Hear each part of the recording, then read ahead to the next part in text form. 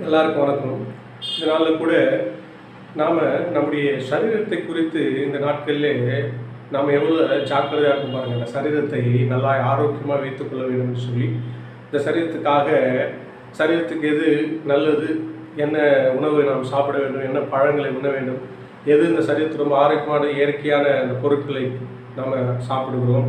அது மாத்திரம் இல்லை, இந்த சரீரத்தை நாம் போய் அது எப்படி வேலை இயங்குதுன்னு சொல்லி செக்கப் பண்ணி பிபி, சுகர் இப்படி நிறைய காரியங்களை பார்த்து இந்த சரீரத்தை ஜாக்கிரதையாக நம்ம பார்த்துக்கொள்வோம். எதுக்காக என்றால் சரீரத்தில் அதிக நாள் வாழ நாம் விரும்புகிறோம்.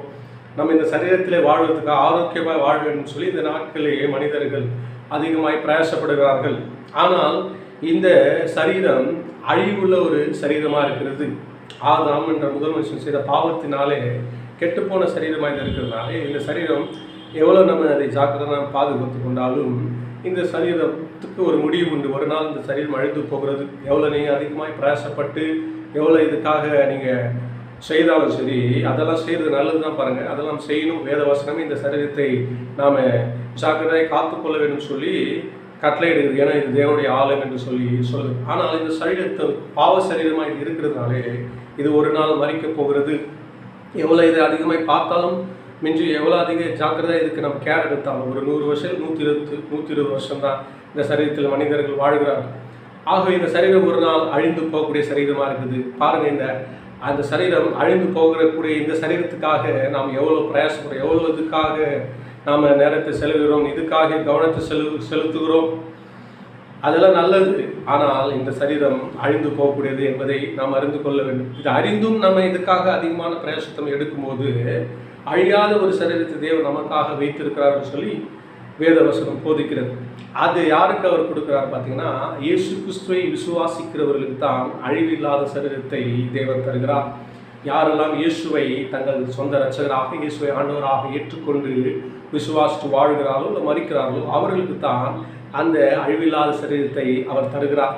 ஏனென்றால் இயேசு இந்த சரீரத்தை தம்முடைய இரத்தத்தினாலும் தம்முடைய மரணத்தினாலும் அந்த பாவத்துக்கான பரிகாரத்தை செலுத்தி மறித்து முதலாவது அவர் இந்த மரணத்தை இந்த அழிவுள்ள இந்த சரீரத்தை ஜெயித்து மறித்து உயிர் தெழுந்து அழியாமையை அவர் தரித்து கொண்ட முதல் பேரானவராக இயேசு இருக்கிறார். அப்போ இந்த இயேசு விசுவாசிக்கிறவர்களுக்கு தான் அந்த அழிவில்லாத சரீரத்தை அவர் தருகிறார். கடைசி நாட்களிலே இயேசு இந்த பூமியில் வரும்பொழுது எக்காலம் துணிக்கும் பொழுது இமைப்பொழுதிலே ஒரு நிமிஷத்திலே என்ன பண்ணப்படும்னா, அழிவுள்ள இந்த சரீரம் செத்து போய் அழிவுள்ளதாக இருக்கிற இந்த சரீரம் அழியாமையை தரித்துக் கொள்ளும், சாவுக்கு ஏதுவான இந்த சரீரம் சாகாமை தரித்துக் கொள்ளும் என்று சொல்லி வேதவசனம் போதிக்கிறது. அப்போது மரணம் ஜெயமாய் விழுங்கப்படும் சொல்லி வேதவசனம் போதிக்கிறது. இப்போ இயேசு வருகை நாட்களிலே யாரெல்லாம் கிறிஸ்துவுக்குள் மரித்திருக்கிறார்களோ அவர்களை அழிவுள்ள அந்த சரீரமாக மரித்து போயிருக்கிறார்களோ அவர்களை அழியாமை சரீரத்தோடு உயிரோடு இருப்பார். உயிரோடு இருக்கிறவர்களையும் அழிவுள்ள அந்த சரீரத்தை அழியாமுள்ள சரீரமாய் மறுரூபப்படுத்துவார். இதை இயேசுவை விசுவாசிக்கிறவர்கள் தான் கொடுப்பார். இந்த சரீரத்திலே நாம் என்றென்றைக்கு வாழலாம். இதில் மரணமே கிடையாது. இந்த சரீரம் அழியாமையும் சாகாமையுள்ள சரீரம், நித்திய காலமாக வாழக்கூடிய சரீரம். இந்த சரீரத்தில் வியாதி இல்லை, கவலை இல்லை, கண்ணீர் இல்லை, போராட்டங்கள் இல்லை, பலவீனம் இல்லை, ஆரோக்கியம் உள்ள என்றென்றைக்கு வாழக்கூடிய மகிமையான சரீரத்தை இயேசுவை விசுவாசிக்கிறவர்களுக்கு அதை தருகிறார்.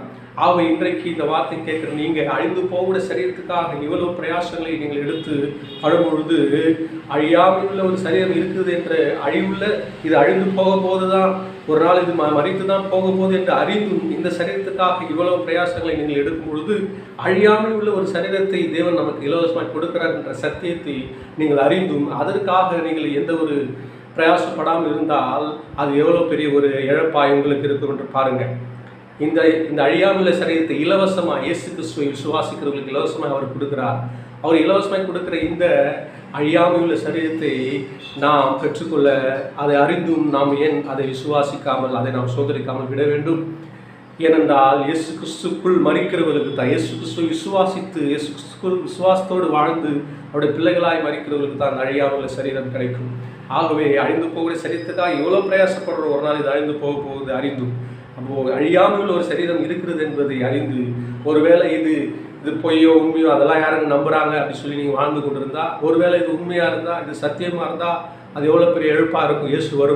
இயேசு வருகைக்கு முன்பாக இரண்டாம் வருகைக்கு முன்பாக யாரெல்லாம் இயேசு விசுவாசித்து மரிக்கிறார்களோ அவர்களுக்கு தான் இந்த அழியாமல் சரீரத்தை தருகிறார். ஆகவே இன்றைக்கு இந்த வார்த்தை கேட்டுக்கொண்டிருக்க நீங்கள் யாராவது சரி, இன்றைக்கே உங்களுக்கு ரச்சனையினால் இயேசு நீங்கள் விசுவாசிக்கும் போது உங்கள் பாவங்கள் இந்த சரீரத்திலே நீங்கள் பிறக்கும் போதே பிறந்த ஜென்ம பாவத்தையும் உங்கள் கிரியை பாவங்களையும் இயேசுவின் ரத்தம் கழுவி சுத்திகரித்து பாவத்தினான மரணத்தை செலுத்தி அவர் உயிர்த்தெழுந்தனால அந்த இயேசு உங்களுக்கு அந்த அழியாமல் சரீரம் தருகிறார். இந்த சரீரத்தை இந்த பூமியில நீங்கள் வாழ்வது கூட உங்களுக்கு இயேசு கிறிஸ்துவை விசுவாசித்து வாழும்போது அவருடைய காயங்கள் உங்களுக்கு சுகத்தை தருகிறது. அவருடைய தழும்புகளால் குணமாக இருக்கிற வசனம் போதிக்கிறது.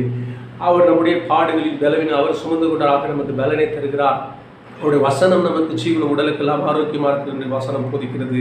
அவருடைய சமூகத்தில் காத்திரவர்களுக்கு புது பலனை அவர் தருகிறார் சொல்லி ஆக இயேசு கிறிஸ்துவை விசுவாசித்து இந்த பூமியில் இந்த அழிவுள்ள சரீரத்தை வாழும்போது கூட அவர் நமக்கு சுகத்தை இந்த சரீரத்தை தருகிறார்.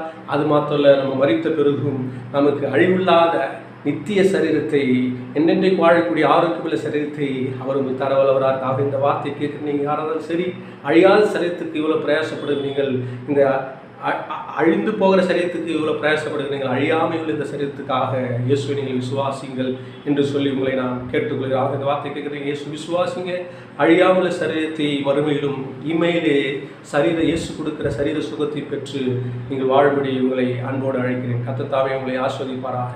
ஆமென்.